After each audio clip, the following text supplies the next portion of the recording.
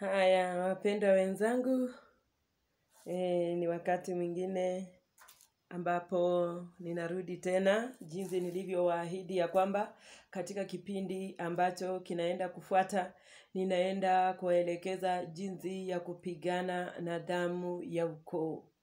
Hivi vita wapendwa sio vya kimwili, kwa sababu damu ya ukoo hisia zake zinatembea kiroho.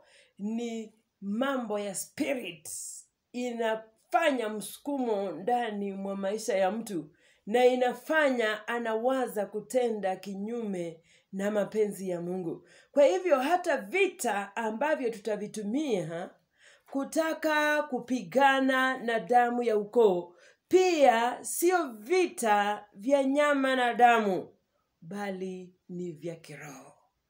Na unaenda kupigana na nini? Tunaposoma katika kitabu cha Waefeso mlango wa 6 kuanzia mstari wa 10 hadi 17, ujue ya kwamba unaenda kupigana na mapepo wabaya.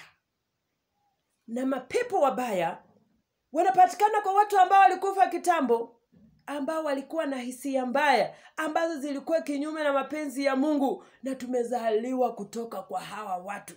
Tumebeba damu yao, damu ambayo wako nayo tunaishiriki kwa sababu sisi ni sehemu ya uzao wao. Walikufa, walibaki sehemu ya kiroho katika dunia hii, na kwa sababu ni roho chafu ambazo zilisumbua, zinahangaika, zinatafuta mimi na wewe ambaye hatujaokoka tukashikilia neno, zinatuandama. Zinatupatia mwelekeo ambao ni kinyume na mapenzi ya Mungu. Kwa hivyo tunaposoma katika kifungu hiki Waefeso mlango wa 6 kuanzia mstari wa 10, tunaambiwa ya kwamba tunaenda kupigana na pepo wabaya, tunaenda kupigana na mambo ya kiroho ambayo yako kinyume na mapenzi ya Mungu, evil spirits, mamlaka ya giza ambayo yamekalia ulimwengu huu, ambayo yanafanya tusienende vile Mungu anataka, yanatusurutisha kubaki katika hali ya kimwili ambaye ni kinyume na mambo ya Mungu. Kwa hivyo sisi ambao tumemtambua Kristo, tumeambiwa ya kwamba ni mambo 1, 2, 3 ambayo tunayahitaji. Cha kwanza, ndiposa tuweze kupigana hivi vita vya kiroho, inatakana tujitambue ni nani ambaye ni msimamizi wetu. Msimamizi wetu ni Roho Mtakatifu, mwalimu wetu na tena ndugu yetu mpendwa ambaye anatuelekeza kutuonyesha njia ni Yesu Kristo, na Mungu aishie milele ndiye tunayemwabudu, ambaye ako na nguvu kupita nguvu zote. Bwana Yesu asifiwe. Wapendwa, tunapoendelea tunaona ya kwamba jambo lingine ambalo unatakana kuwa nalo ndiposa ukaweze kuvishinda hivi vita vya kiroho, unatakana ukwe mtu wa maombi ya hali ya juu. Unajitenga na unadumu katika maombi. Na maombi mnavyojua yako na vitu mbalimbali. Inatakana ukue mtu wa msamaha. Inatakana ujue ya kwamba unamuomba yule Mungu wa pekee na Mungu mmoja peke yake anayeishi na kutawala milele, Mungu muumbaji. Ujue ya kwamba unahitaji pia kuwa mtu msamehevu. Katika sala ya Bwana tunaambiwa usiposamehe hata na wewe hautasamehewa. Wakati unaomba tena unaomba ya kwamba Mungu, usiruhusu shetani akanichukua nikaingia katika dhambi. Usituache tukaingia katika dhambi. Ni sehemu ya sala ya Bwana. Bwana Yesu asifiwe. Tunaambiwa tena ya kwamba tukaendelee kunyenyekea miguuni pa Mungu. Unapoingia katika chumba cha sala, usitoke bila kujibiwa na Mungu. Endelea kuomba hadi wakati utaona ya kwamba kuna kitu Mungu amefanya ndani wa maisha yako.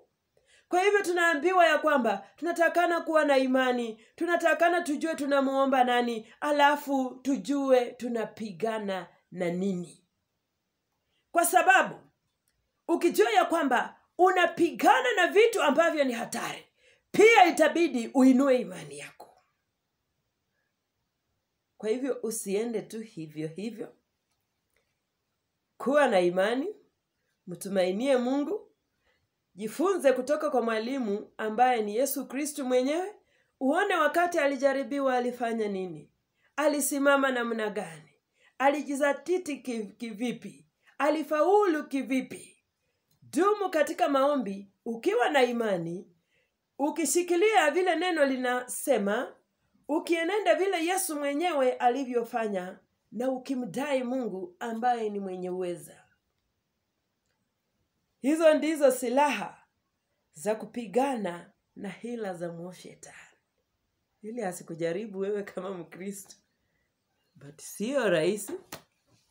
Kuna mjamaa mmoja aliingia kwenye mkutano, kama karibu wanaufunga mkutano, watu wamechoka, wanangoja kwenda kula chamcha.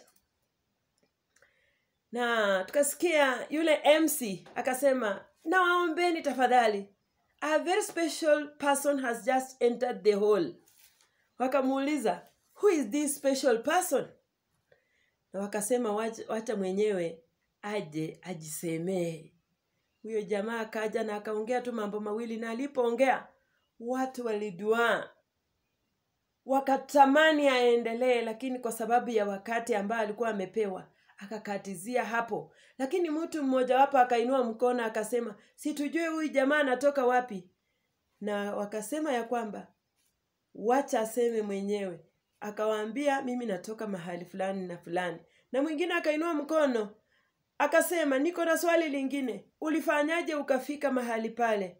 Na akawaambia, "Hapa mkutano ulikuwa unafungwa. Tukimaliza mkutano na mnifuate." Kwa hivyo wakaanza kumfuata, wakaanza kufuata huyu jamaa. Wakamfuata, na wakati walimfuata wakafika kwake.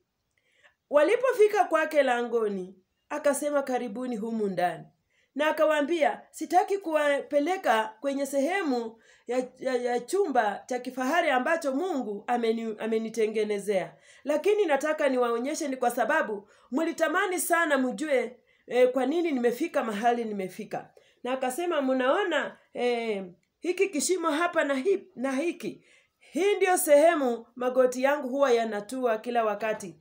Nimedumu katika maombi." Akainua suruali yake ndefu, wakaona magoti yalikuwa yamechupuka.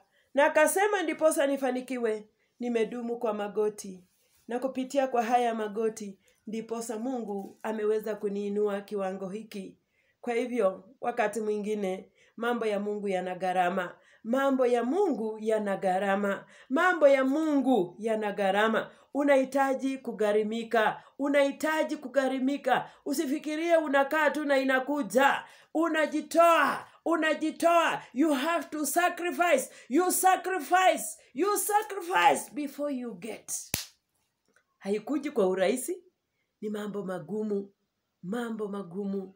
Huduma ya Mungu ni ngumu. Huduma ya Mungu si rahisi. Kupigana vita vya kiroho si rahisi. Inahitaji ujitoe kwa bidii, upatikane kanisani kwa bidii, uombe kwa bidii, ufunge kwa bidii, utoe kwa bidii, ukidai Mungu akutendee jambo ndani wa maisha yako. Ndiposa unaposoma katika kitabu cha Kumbukumbu la Torati 28, unasikia wakisema ya kwamba utakaposikia sauti ya Bwana na kufuata mambo yake kwa bidii, ndiposa utabarikiwa. Unaona? Baraka inakuja baada ya kuwa na bidii na mambo ya Mungu. Kwa hivyo wapendwa, watu walisema mbinguni kuna raha. Ndio, kuna raha kwa wale ambao wana imani, ni raha kwa wale ambao wamejiweka tayari kupigana vita vya kiroho.